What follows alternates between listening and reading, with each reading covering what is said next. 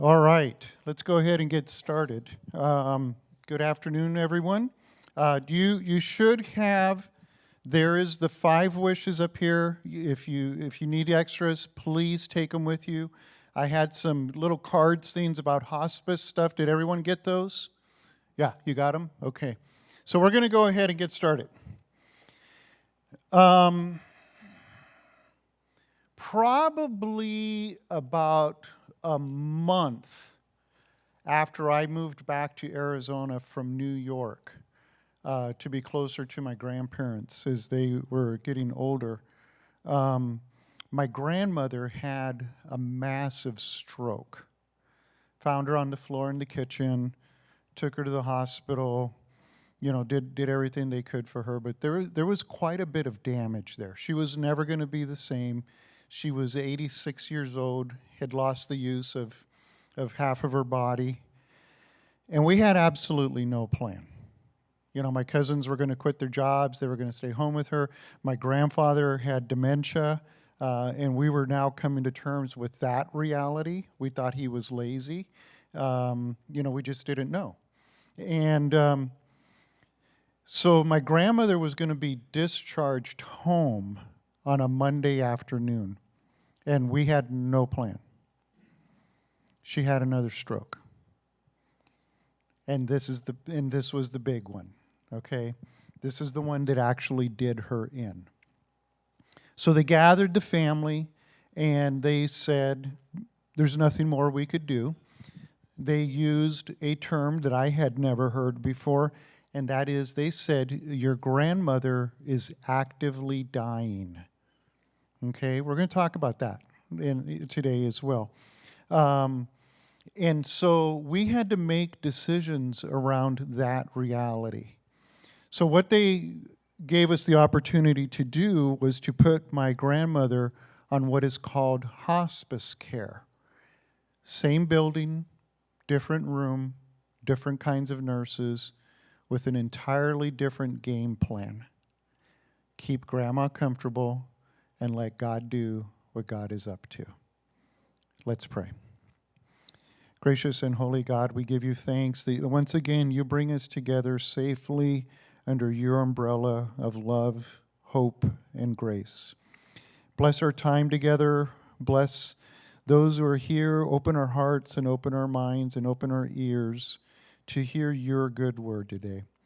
We also remember our guest speaker, Alma, as she starts her battle against COVID, and we just ask that you be with her today and keep her strong and keep her safe.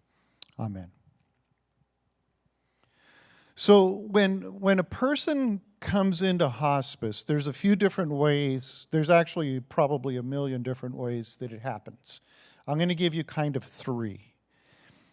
The first one is, let's say grandma has COPD, emphysema, smoked 14 packs a day since the 1920s, and it's just a real struggle for her. She walks around with the oxygen tank.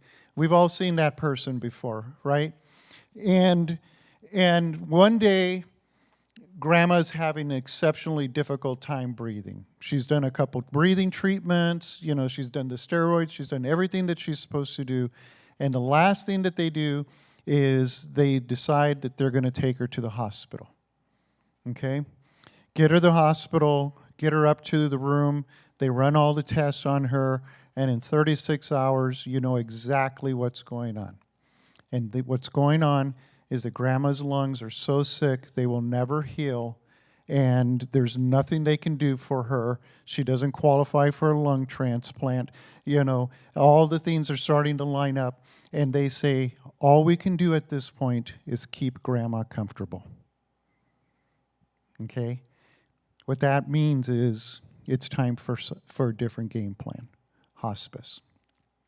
And I've seen that happen many, many times. Another one is someone I'll give you a first-hand experience. 40-year-old woman battled cancer on and off for 10 years, began to lose the battle with it. As a result of the growing tumor, she developed an infection somewhere in her belly, so she went to the hospital. They're able to treat the infection, but the doctors come back and say, there's nothing more we can do. Okay? Her fight with cancer was done. So they put her into hospice. Another way people end up into hospice is, the family has kind of come together and worked together to ensure that mom has always had what she needed. Her and dad still live a very independent life. They get their own groceries. They pick their own TV channels, this, that, and the other. And during one of the family meetings, mom shares with the family that dad has cancer. And it's everywhere. That's why he's been sleeping so much. We didn't know. It's just everywhere. Doctors are giving him maybe a year to live. Okay? We've gathered the family together. You know how that goes, right? And then they might make a decision. Okay, Dad really doesn't want to go through that, though. And I don't want to put Dad through that. So what are we going to do? It's when you call hospice. Okay? Dad's there. Dad's part of the conversation. It's a family event. Those are just 3 of any number of ways that an individual can end up on hospice. Let me tell you a little bit about hospice. Hospice, and I'm not, don't quote me on any of this because I don't have 30 years of experience, but I'll try to speak in generalities. Hospice isn't something that we choose, okay?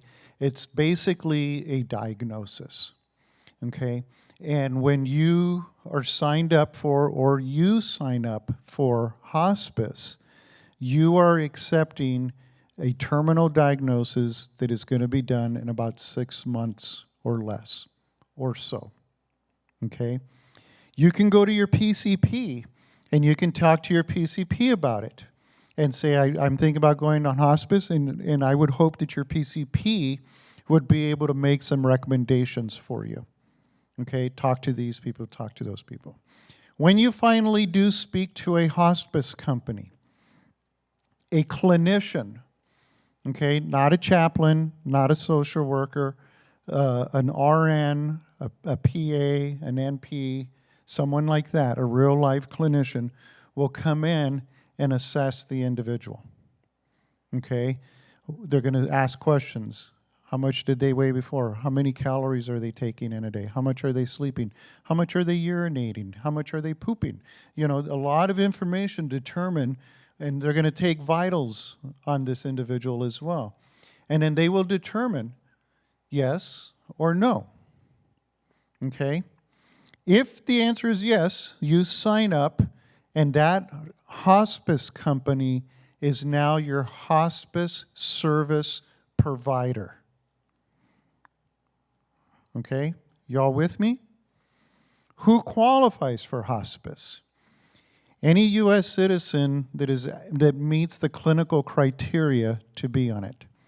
You don't have to be 85. You don't have to be 65. I've seen people in their 40s that are on hospice. Okay? How much does it cost? Nothing.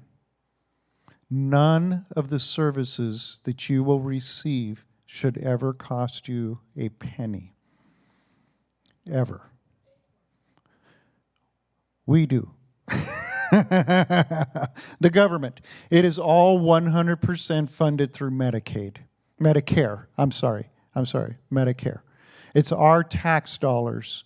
Don't ask me how that all flushes out because I'm not that smart. But it's all paid for by Medicare.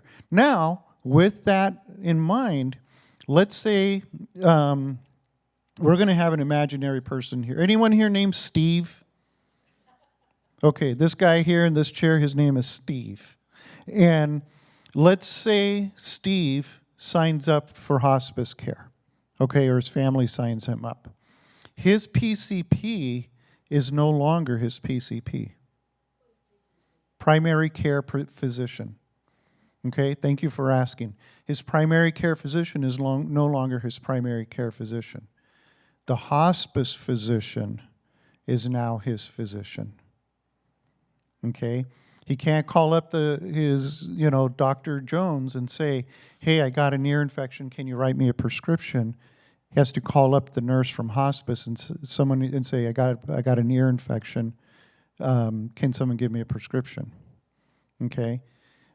So that's one of the changes that's going to happen when you sign up for hospice. When you do sign up for hospice, Steve is going to get an RN visit once a week, minimum.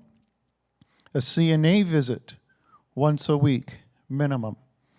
A social worker will visit once a month, minimum.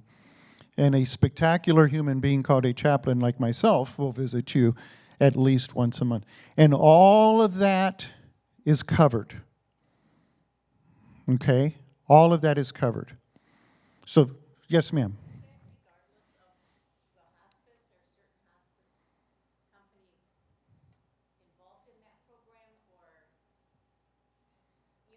I know exactly what you're saying. All of them are required by law to do it. Okay? So I want you to take out your little bookmarker thing that I gave you. Okay? Just again, for full transparency, I do work for this company. I have been working with them for a little over a year, but I wanted you to see firsthand the types of marketing that people will put out there. Okay? Where are they? Let me put it on. Let's look at the first site. Okay? And that's where it says 24 hours up at the top. Everyone looking at that? Okay? 24 hours, 7 days a week. Absolutely mandatory, without exception. Okay? If you sign up for hospice and they say, our call service will call you back if there's an emergency, everyone needs to be doing this. Okay? On-call services, absolutely. If your loved one's pain medication did not arrive by 3:30 p.m. like they told you it would, you need to you have a right to be on top of that. Okay? And again, if you run out of medication at 1 o'clock in the morning, what's the first line say? 24/7. You should be able to call them no matter what. Okay? You need to be able to get in touch with these individuals. Telephone number, that line should lead to the company, not necessarily a personal cell phone. Okay? Hospice companies are required to have offices. Okay? If they're running it out of a P.O. box or out of the back of a minivan, don't go there. Okay? They have to have offices, and it needs to be a place that the state can show up at any given day, at any given moment, during normal business hours, and run an audit on that hospice company. Okay? I'm going to pause there. Any questions? Great question. How many hospice companies are there around? That's what you're asking, right? Shoot me a number. How many think you're around in the Phoenix metro area? 50. What do you think? 100? Okay. Give me two more numbers. 10. 7. 400. You win. So now you get to bid on this bucket here. Come on down, the price is right. 400. Okay? 400 that are doing this with literature like this. Yeah. Now let's turn it over on the back. Aromatherapy, family supportive therapy, therapeutic massage, Reiki, music therapy. They should all be providing these types of additional services. Yes, ma'am. Reiki is a kind of a spiritual discipline where people are able to heal others through the transfer of human energy. So I could go up to Steve here, who may be feeling anxious because his shoulder's hurting real bad, and if I were a Reiki person, I could go to him and say, I'd put my hands, not necessarily touching him, but close to him. And people who practice Reiki believe that that produces some relief of pain. Yeah, there's people that are trained to do that and things like that. That's about the extent of what I know about Reiki. Okay? Yes? Yes. Yes. Let's talk about Hospice of the Valley. And this is nothing against Hospice of the Valley, but when you're the biggest and the best in town, okay, and that's who, if anyone were to say, name a hospice company in Phoenix, they would probably say, 9 out of 10 would say Hospice of the Valley. Okay? No one's going to say Hospice of the West, which is probably the second biggest one, you know, and they certainly are not going to say Hummingbird Hospice. Okay? Yes?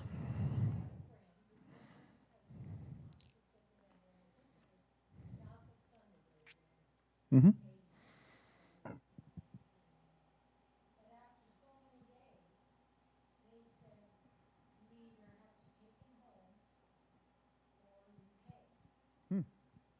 Okay, so the thing is, they had a friend that put a loved one in hospice, and after a few days, they said, you either take them home or you pay.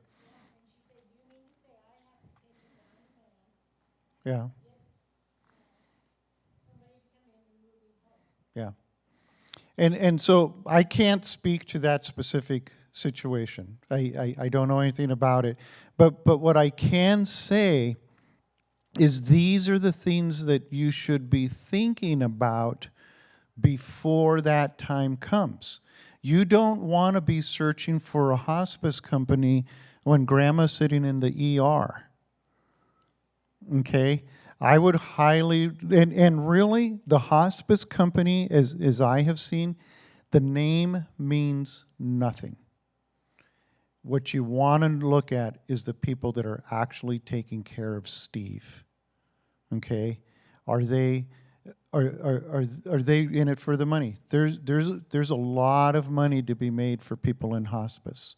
A lot of money. I know people that with no medical, clinical experience whatsoever have opened hospice companies because it's good money. Those are the ones you want to avoid. Okay? You want to ask questions. How long have you been in business? Whether with this company or another company. If you're meeting with a nurse, a PA, or a doctor, you should ask them, is your license in good standing? Hospice is a good place to go hide out for people. Okay? Yes. Okay, and yeah, so Hospice of the Valley is a big company. They do good work, but you also have to remember they spend a lot of money on advertising. A lot of money on advertising that the smaller companies just simply don't have. And so when you do go out there, I honestly, when I was a hospital chaplain, okay, I worked for Banner Health, and Banner started their own hospice company. So that if people were put on hospice during their stay, we could say, well, you could choose Banner Hospice, okay? I still recommended Hospice of the Valley to people over that. And it wasn't until I kind of got into hospice stuff that I don't think that Hospice of the Valley is bad. That people are necessarily mistreated there, but I think that there are a lot of companies that are able to do much more with less. And it creates a much more personable experience. I think what I've heard from Hospice of the Valley is that they've lost that personable touch. They're just so big now. You know, it's like shopping at Fry's as opposed to, AJ's or something like that, or the corner store. I don't think they have ever done anything illegal. I don't think they're, things like that. It's more of a customer service type thing. So, Questions? Okay, right here in front, then we'll go back here.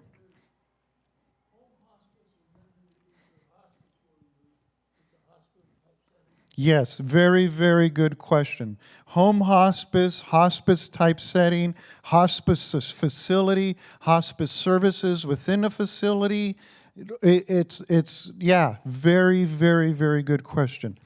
The simplest answer to that question is that hospice is hospice.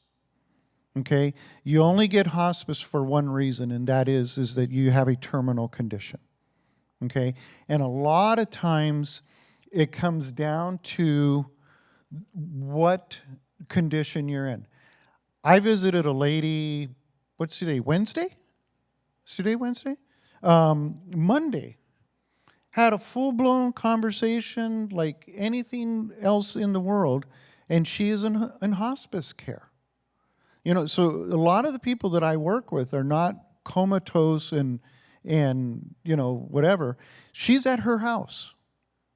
She has a caregiver that's provided by the state. I don't know how she got it. She gets the resources that she needs. Her oxygen tank is there. I know that our company brings her diapers. Someone comes in and bathes her twice a week, and it's all done at her house. A majority of the people that I see are living in what is called a group home. Let me tell you what a group home is, and I'm going to explain it because I want to be clear about it. A group home is a residential home that is licensed by the state of Arizona to house elderly individuals, okay? And so that licensure encompasses a lot of things: staffing, safety measures, you know, security. All of these different things are a part of that licensure. If you think about it, you know, a year ago, Steve's kids moved him into a nice little group home. It's a residential home. He's got his own bedroom. He's got his own bathroom. They cook his meals for him. You know, all of this stuff. 6 months later, it's terminal. Okay? He can continue to live there as long as the group home, number one, gets paid, and number two, can continue to take care of him. Okay? As his health continues to decline, the group home may no longer be able to take care of him, and he may have to be moved to a different type of facility where that can happen. That usually happens towards the very, very end. And I've never seen someone moved out of a group home into a different type of facility. Same thing, if you're at home and it works, they can do the whole hospice thing at home. If you live in a development for active adults with the STEP system, right? They should be able to accommodate hospice care there. If you are living in an independent living or assisted living or whatever, and you need hospice care, you should not have to leave that home area to go to a facility. Okay? There's I think it's Hospice of the Valley across the street from Thunderbird Hospital over on 59th Avenue. I think that is owned by Hospice of the Valley, but a lot of their clients are discharged from the hospital directly into hospice. Okay, and those people usually just have a few days. Yes, sir. Yes. There should be no out-of-pocket expense for you. Okay? Here, over here in the back.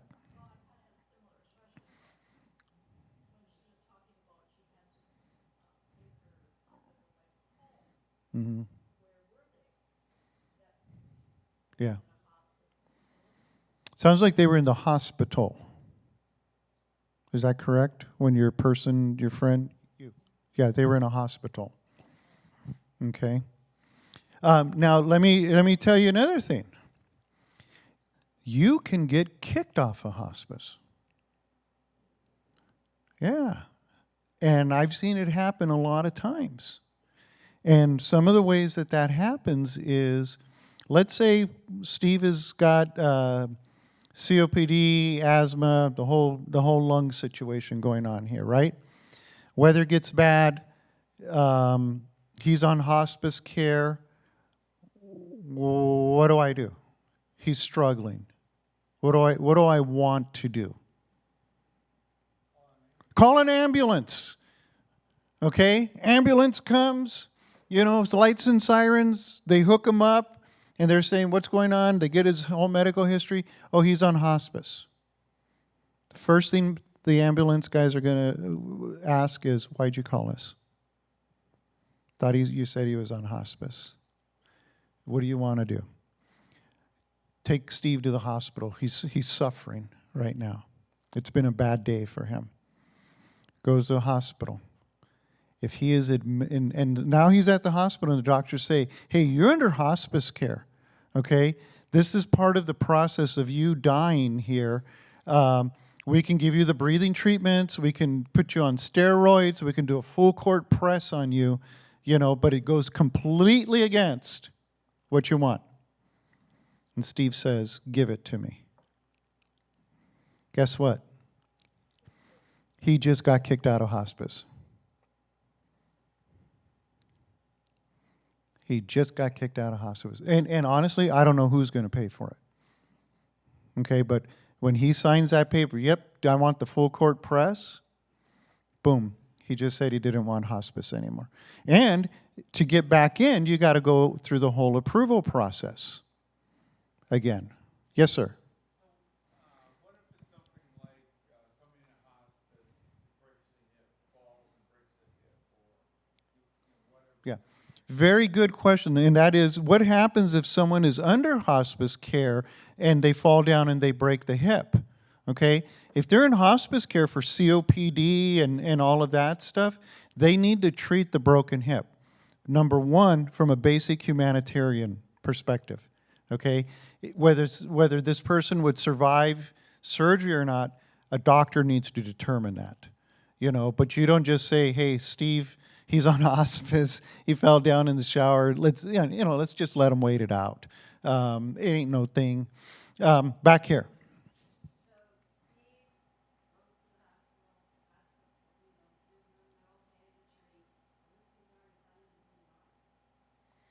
So the question is, if Steve goes to the hospital, he agrees for treatment, and he has signed a DNR.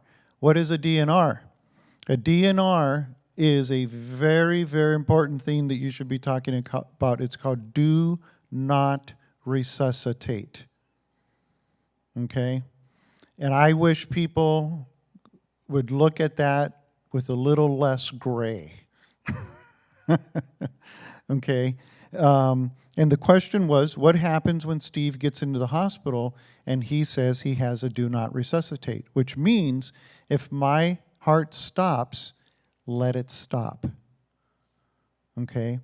So if he goes into the hospital and he's got a DNR, even if he wants the full court press, they would not resuscitate. That's a legal obligation.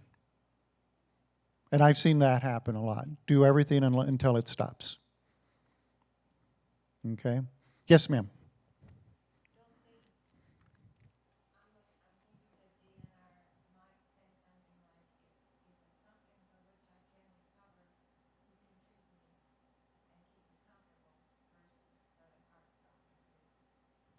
Yeah, and DNRs can be as tight as you want them to be or as loose as you want them to be. Where I've seen them really come into play is when someone comes into the hospital, they've had a massive coronary experience, doing 3 processes and the cath lab hasn't worked, and they continue to bleed out from their thigh, and that's, if it's Steve and we've known he's had COPD for 20 years and he's made it known to everyone that he's a DNR, I would hope that there's a lot of clarity going into that so that it's not left for others to have to question. Okay? Good questions. Other questions? Really? Oh, here we go. Okay, Hospice of the Valley. My dad's best friend passed away from cancer quite a number of years ago. He did go to the Hospice of the Valley facility over there at 59,005 Avenue Thunderbird. He made the decision, my dad's friend made the decision, he did not want to die there. He Mm-hmm. wanted to die at home. Mm-hmm. Yeah, and they can do that as long as it's safe to do so. When my grandfather died, he was living at a group home, a very, very nice group home. It was owned by some Hispanic women, so they would cook him Mexican food, and they took very, very good care of him. One morning, he started going south. By noon, they had moved him over to that place over at 99th and Thunderbird. What's it called? Anyone know? I don't know. It doesn't matter. But that was a Hospice of the Valley, and by 8 o'clock at night, he was dead. All within, 12 hours? And one of the reasons they moved him out of the group home is that it was stressing out the other residents. And we didn't want to do that. They had said, we can move him to X, Y, and Z. And we said, yes, please. Gave us the privacy we wanted. And it didn't stress out the people that were living there. Okay? Other questions? Yes? Hospice nurses are special people. Anyone that's working in hospice, let me tell you, is a special person. It's hard stuff. And I will tell you, the hardest stuff that I see is the individuals who don't have support systems. Okay? Who do not have support systems. Okay? I'll give you an example. There's a guy that I visit. He has absolutely no one in his life. Okay? He lives at a group home. The owner of the group home is his power of attorney. That's a little messy. Okay? But he doesn't have anyone else. And now, what is to stop, and I'm not saying that this person is, but what is to stop this individual is saying, please keep him alive as long as you can, because he's paying for that bedroom that he's staying in. And I can't afford, this is how it happens. This is 100% how it's happening out there in some instances, is that empty bed means loss of income.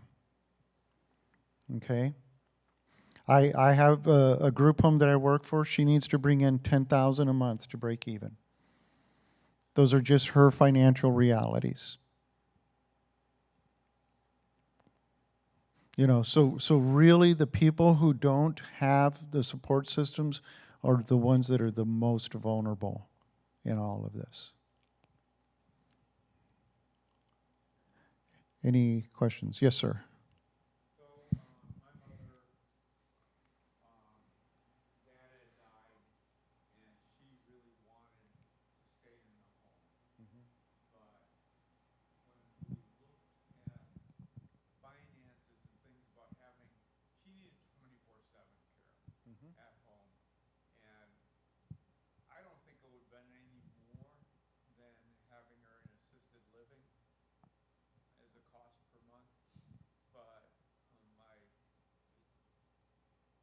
my sister-in-law, who's a nurse and had been an elder care nurse, said that was very difficult. There's so much turnover. People just don't show up. Yes, yeah. His comment, for those of you that couldn't hear it, was in his own personal experience, they had to put mom in a home, assisted living in a facility, and their advice was going to the group home or taking care of someone at home is more difficult because of the thing of turnover. And I want to talk about that because that's very, very important, is you want to look, if you do go with a group home, some of them are phenomenal. And trust me, when I'm going and visit these places, I'm looking for my parents because that day may come with them as well. Some of them are just absolutely amazing. And then some of them aren't. But one thing you should be able to ask them is, what's your turnover like? I go into a house sometimes, and it's the first time seeing a patient. Hi, I'm Chaplain Jose. I'm here to see Steve. What room is he in? Who's Steve?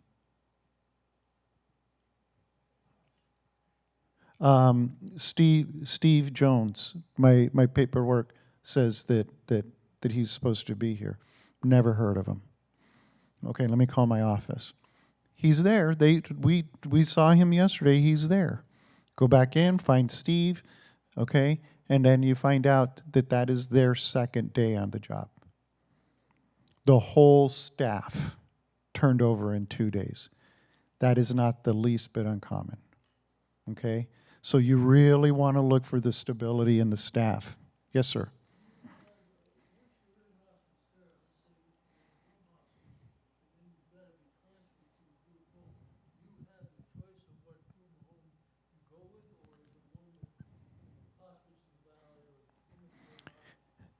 The question is, what happens if you're under hospice and then you need to be transferred to the group home? Who picks the group home, right? Yeah.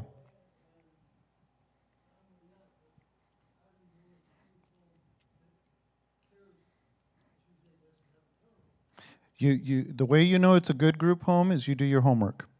I wish I could say, look for the ones with the gold star on their doors. You do.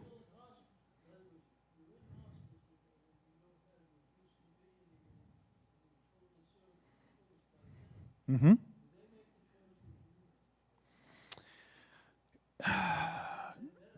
Yeah, so for where you're going to live, the question is who makes the choice of where you're going to go. So most of the time, it doesn't come to that, okay? If you're in a group home and you are placed under hospice care, I have never seen anyone being kicked out of a group home as long as they can continue to pay it. Nor have I seen anyone ever moved into a group home for hospice. They will generally move you. You'll either go from a hospital to a hospice facility or home. Okay? A hospice facility is 59th Avenue and Thunderbird across the street from Thunderbird Hospital. That's a hospice facility. Okay? You still may be able to get those same services at home, but I'm not the one that decides that. Yeah. No. Two different things. That's a good point, though. There is something called a home. When I say they're living in a home, that means they're living in a group home. A group home is a private residence with several bedrooms and several people living in it. Okay? There should be a CNA, there should be medication supervisor, all of this stuff in that private residence. That is a home. Okay? A facility is, does anyone here live in an independent living place here? Okay? That's a facility. If you're fully independent, calling all the shots yourself, you're living in a facility. It's not a good thing or bad thing.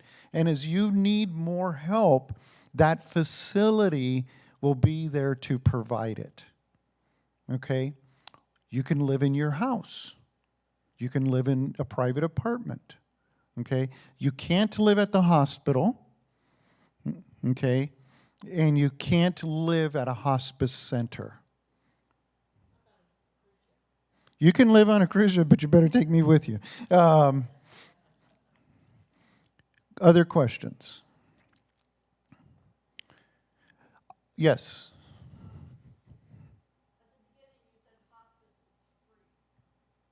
If you're in a hospital, a hospice facility, that is still free. Yes. If your loved one is at Banner Thunderbird and you're told there's nothing more that we can do, would like to transfer Steve across the street, here's what's behind that message, okay? I'm going to give you the down and dirty of what's behind that message. Number one, we do not want Steve to die in a crappy place like this, okay? There's much nicer places than this hospital for someone as special as Steve to die here. We want Steve to be someplace where it's quiet. We want him to be someplace where it's clean. And we want someplace where Steve can have as many people around him as he needs without everyone looking in their room or doing things like that. So we need to get Steve out of here. There's another side to that. We can't make any more money off of Steve. Okay? We can't. The doctors have said that there's nothing that we can do, so really the things that we're able to charge him for are minimal. There's a patient in the emergency room right now with good insurance that we can bring up and put him into Steve's bed. Okay?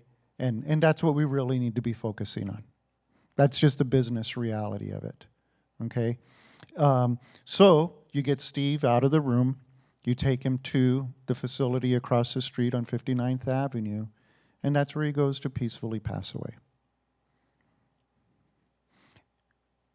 Did that answer your question?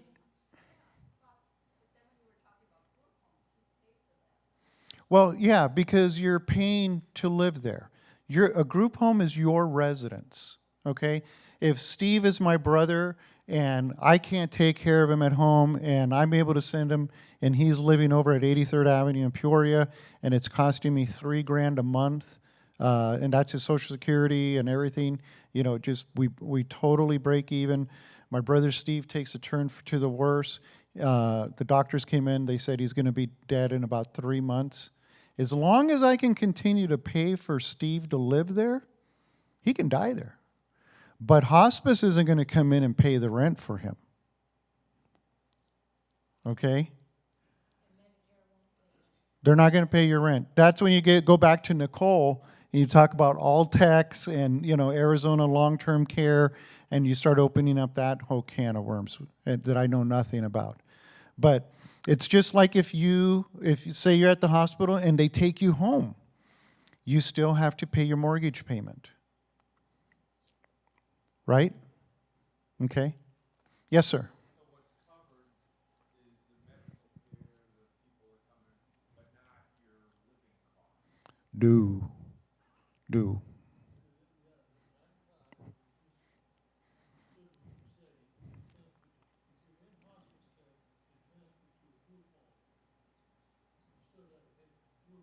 Yes, and here again, I'm not an expert.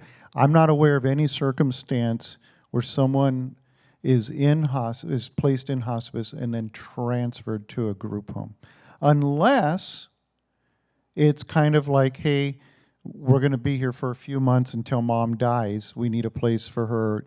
We can't do it at home or things like that. But they would not force you into a group home. Okay? That would be more of a government subsidized program, and I don't know anything about that. So just want to be clear about that. When you sign up for hospice, your care is covered by Medicaid, not your lifestyle. Okay? If you still got a lot of car payments to make, that money needs to still go to Chevrolet or whoever it is you're making them to. Okay? Other questions? Yes, sir. So, if you move into a hospice facility like a 59, no matter how long you're there, you don't have to pay anything? You cannot move into a hospice facility on Thunderbird. You can be transferred to the hospice facility on Thunderbird with a terminal diagnosis that meets their criteria. I don't know if they're going to say, hey, I got 6 months to a year. Can I come and stay here for that time? I don't know if they're going to do that or not. My guess is they probably take the people that just have very, very few numbers of days left. But technically, once they move you to that facility, you have no cost they have to pay to that facility. If it is under the hospice care, okay? Yeah. Now, if you go to a facility and they're saying, they can start adding things. The place over on Thunderbird, they're totally legit. Okay, they're not going to shiest you. Okay, if you're at Thunderbird Hospital and they tell you that Steve is going to die and it's fairly imminent, okay, you sign the paperwork and Steve's journey through the pearly gates is taken care of medically. Okay, medically. Now, having said that, I do have patients that have been under my care for more than a year that still haven't died. Okay? I hate to say it this way, sometimes it takes a while. But there has to be data to support that. Okay, so we're all constantly, so-and-so continues to be comatose, cannot have a conversation, but decrease of body fat by 2%. You know, so we have to be able to justify that they continue to be needed to be in that program. Okay, so you're constantly, if it's a long-term thing, like a long-term cancer type thing, you can be under hospice care for a year, year and a half. There are people at the grocery store right now that are hospice patients. Yeah, right now. Isn't that weird? Letting that sink in. Yes. I was actually a hospice companion volunteer for a patient. Took her 2 years to pass. Yeah. Yeah. I was a hospice volunteer, and it took the patient 2 years to pass. See, and in that's where some of this is medical. If that's what's going on with it, they're not going to send you to Thunderbird and 59th Avenue. You know, I visited a lady yesterday. If you saw this lady at the grocery store, she is fit as a fiddle. Fit as a fiddle. Her diagnosis to be on hospice care is advanced Alzheimer's with degeneration of the brain. Okay? She could be around for several years. Okay? She's been living in her house with her sister, and her daughter lives close by, and they've all taken care of her. I was there a couple of weeks ago, and the patient wouldn't answer the door, and I called the daughter, and daughter says, I got 3 trackers on my mom. She is in that house.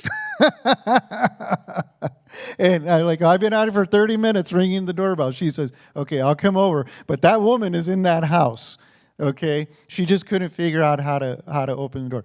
Beautiful, clean, safe house. Her sister took care of her, did an amazing job. And I went to go see her yesterday, and on March 1st, this lady and her sister are moving into a facility together as roommates. Okay? They need the extra help. Mom is still going to be on hospice care. I'll still go visit her at the facility.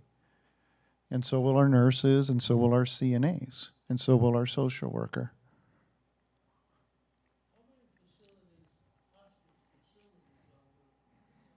How many hospice facilities are there in the valley? I don't know. And the only ones that I do know of are kind of, I think they're all Hospice of the Valley ones. You know, but I don't have even a close number.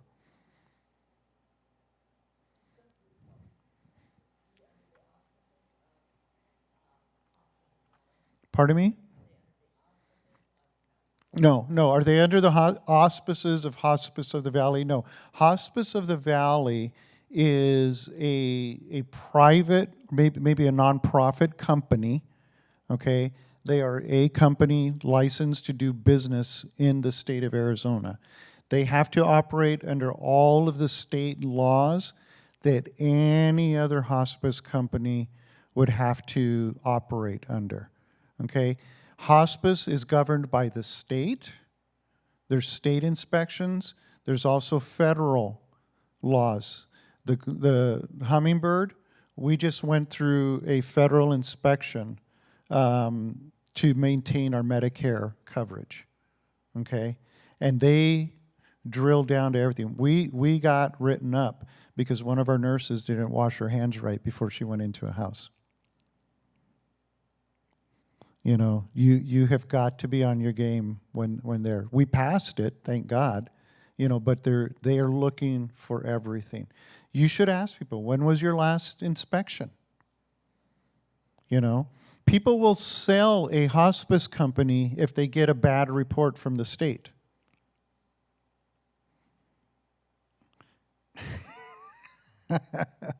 Yes. Yes. Well, so that's a last week Barb question. Okay, for-profit and nonprofit is a legal tax designation, and how you use the money that comes in. For example, Banner Health is a non-profit organization. Okay, so their whole board structure is completely different than, say, Mayo, which is a for-profit healthcare company. Both good at what they do, but both have very, very different missions and accountabilities and laws that they need to follow as a result of that. Okay? I honestly don't know. I don't know that. I don't know. Okay. Okay. I know they're making money. They're all making money. They have to be in, because they wouldn't be in the business to give it away, you know. But I really don't know if they have to be nonprofit, if they choose to be nonprofit, or things like that. I just know in order to be a nonprofit, you need a very, very different corporate structure than a for-profit. Yeah. Yeah. And I can tell you, when I worked with Banner, they were non-for-profit, but people still made money. You know, doctors are still going to, if it's a hospital, whether you're profit or non-profit, doctors still need to make what doctors make. You know? Yes, ma'am. Going back to the person that was on hospice but lived with his sister, daughter nearby, and they made a decision to go to move to a facility. What kind of facility? It is what they call an independent living facility with step process. Okay? And that's kind of the difference between a facility and an apartment complex. You know, if you live in a facility is basically an apartment complex with those additional services to take care of you. No, no, no, no, no, no. No, no. Sorry about that. Other questions? Yes. When we moved our parents into a group home, there was, because it was a group of group homes all together, they had a nurse on staff and a doctor. So my mom was on hospice when we moved them there. Was she under the care of the hospice doctor or the facility of the group home doctor? If an individual is signed up with hospice, that hospice company needs to have a physician that oversees, the final overseer of their place. I honestly don't know what the details were.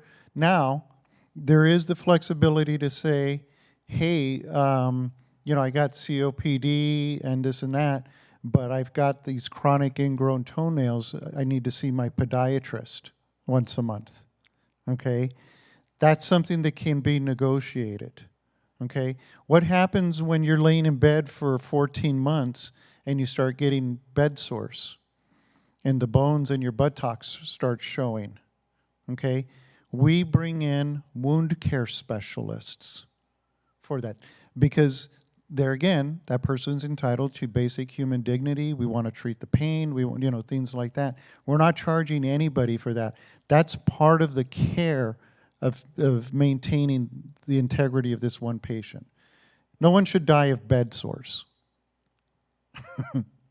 You know, but a lot of the people that we work with get them because they can't move.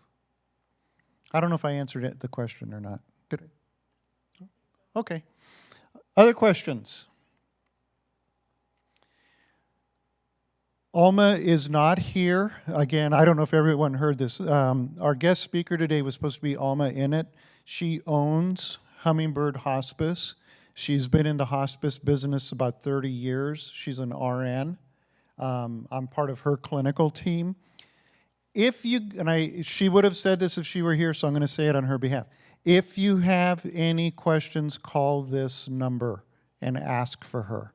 Write her name down. It's Alma, A-L-M-A. Last name is I-N-I-T. Okay, and her number, you can just call the number here, and that's her office.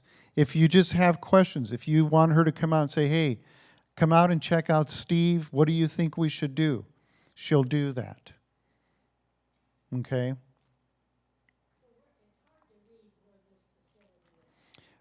Good question. Where is Hummingbird Hospice? Hummingbird Hospice is located, Hummingbird Hospice is an office at 18th Street in Northern. Okay? Hummingbird Hospice is not a hospice facility. They're a hospice service provider.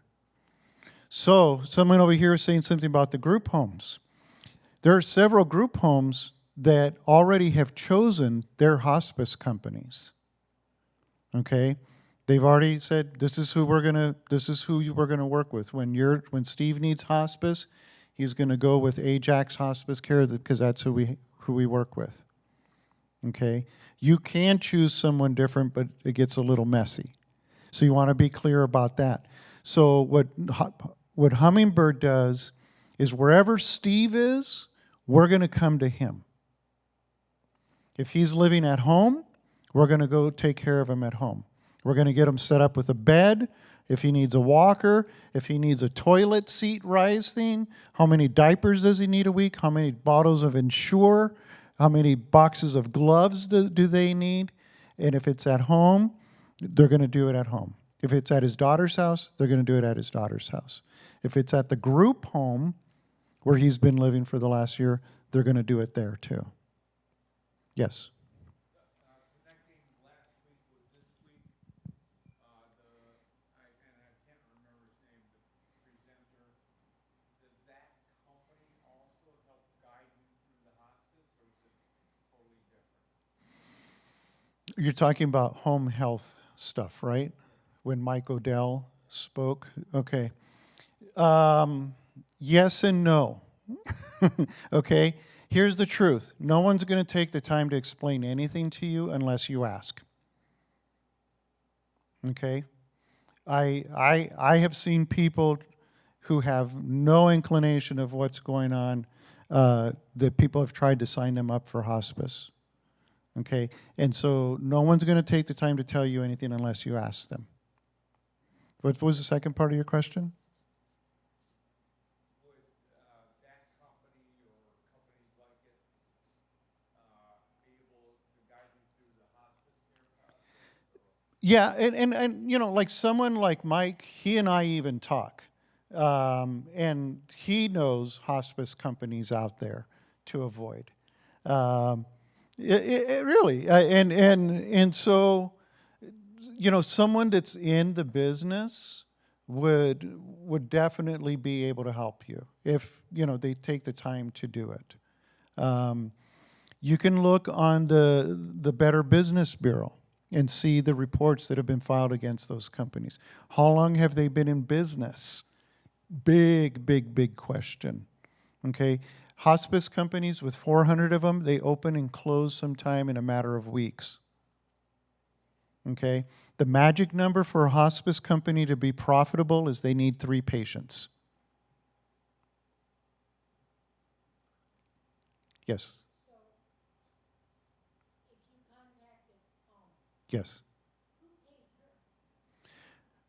Alma gets paid through a portion of the Medicare reimbursement. Okay? So when I go visit Steve at his group home that his Social Security is paying for with a little kick-in of $300 a month from his daughter, I go and I visit him. I have to keep track of how many miles did I drive to get there? How long did it take me to get there? How long did I visit with him? How much time did I spend on charting? What did I actually do when I got there? All of this stuff to validate that I was actually there. The company that I work for gets, I don't know how much money for my visit, and then they pay me an hourly wage to go and do the visits. Business, business, business, huh? Other questions? Thank you. I think we're done here.